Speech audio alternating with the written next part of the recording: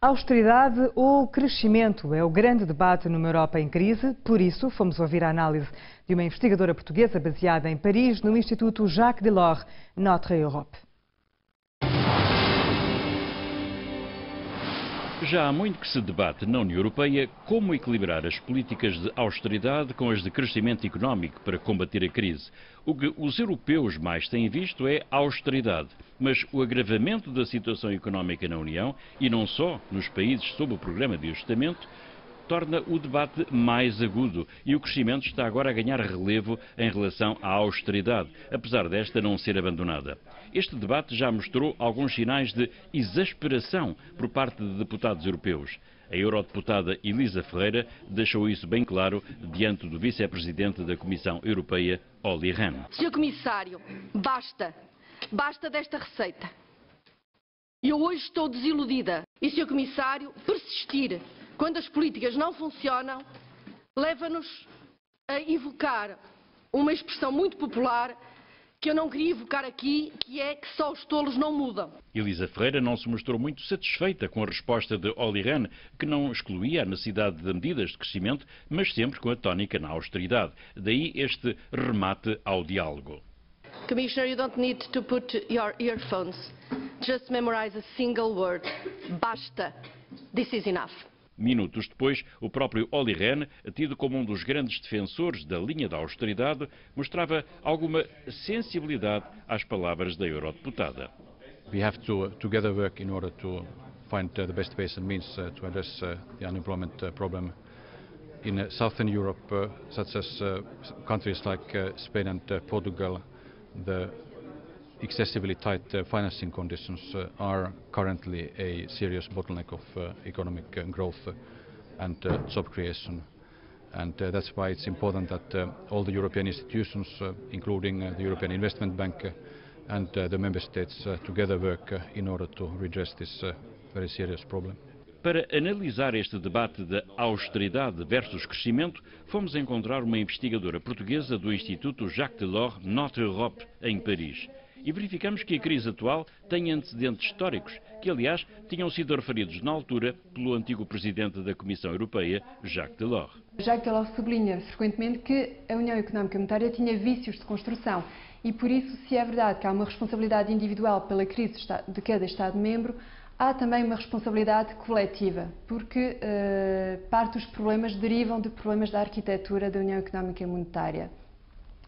De facto, a União Económica e Monetária foi criada com um pilar monetário bastante forte, com um Banco Central Europeu independente, que tem uma política monetária para os diferentes Estados, uma política monetária única para os diferentes Estados da zona euro, e o pilar económico previa um pacto de estabilidade e crescimento e uma coordenação das políticas económicas dos Estados-membros.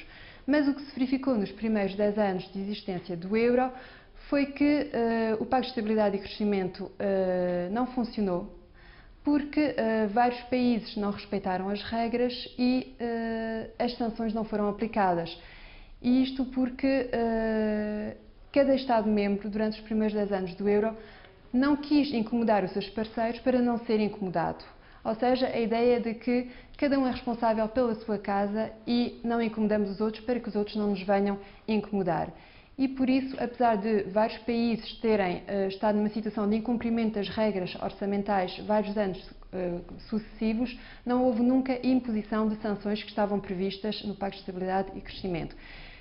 E depois, para além desta supervisão das políticas orçamentais, havia também a coordenação das políticas económicas que não teve lugar. One policy that is only seen as austerity is, of course, not sustainable.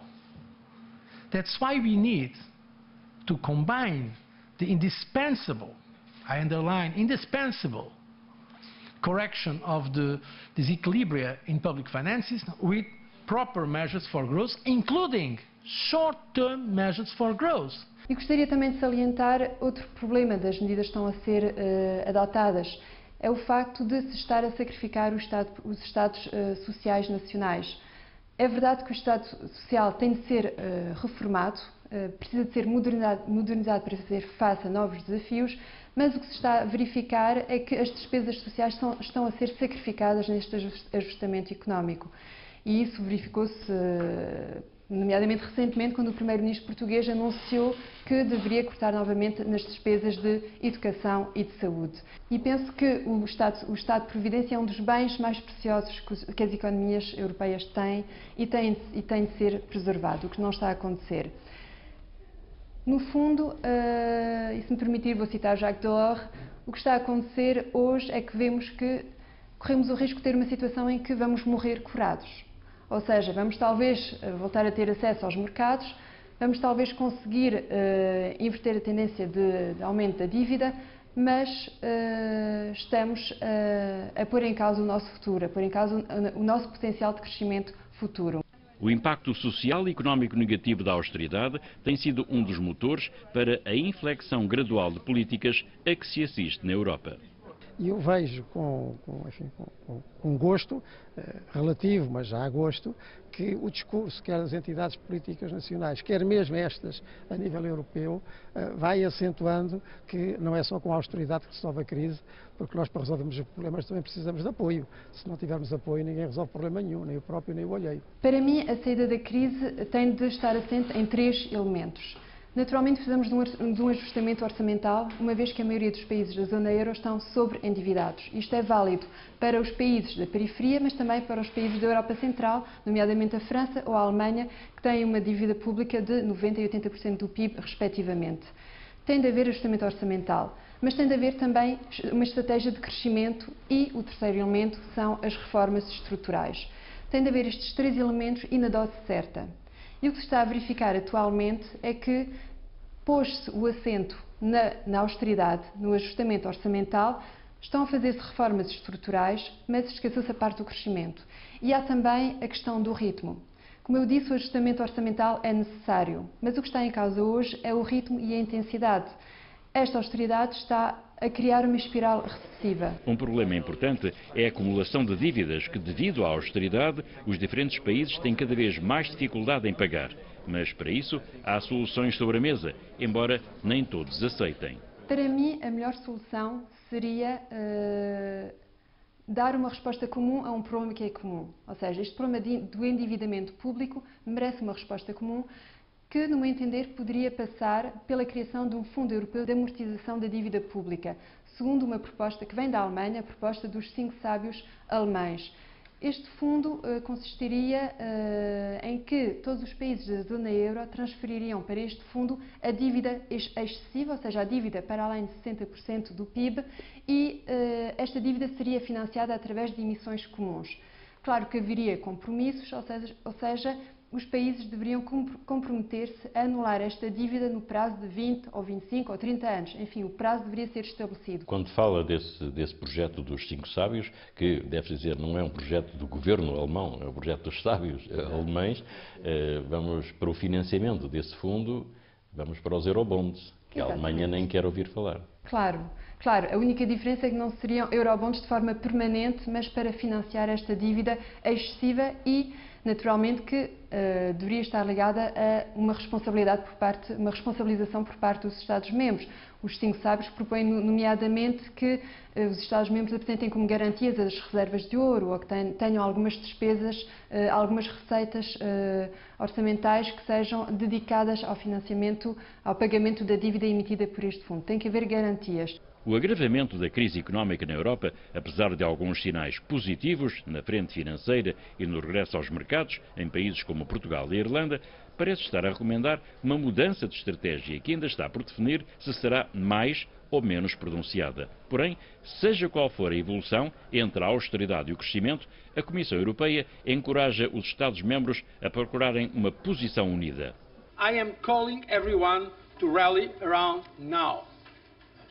We have to overcome the ideas of policies coming just from one or the other capital. We need a European consensus. And this consensus is vital for confidence. And confidence is key for growth. Para melhor responder à crise, insiste-se na busca de novos financiamentos, dentro do que as instituições europeias dispõem, com papel importante para o Banco Europeu de Investimento, e tem-se avançado em direção a contratos entre governos e a Comissão que abrirão o caminho a verbas de relançamento económico em troca de mais reformas estruturais que tornem as economias mais competitivas. Se quiser partilhar as suas ideias e comentários com o programa, pode enviar um e-mail para europa21@sic.pt. Se quiser aceder a todos os programas e a mais de 500 reportagens sobre a União Europeia, pode consultar o site www.europa-infotv.eu. O Europa 21 regressa para a semana.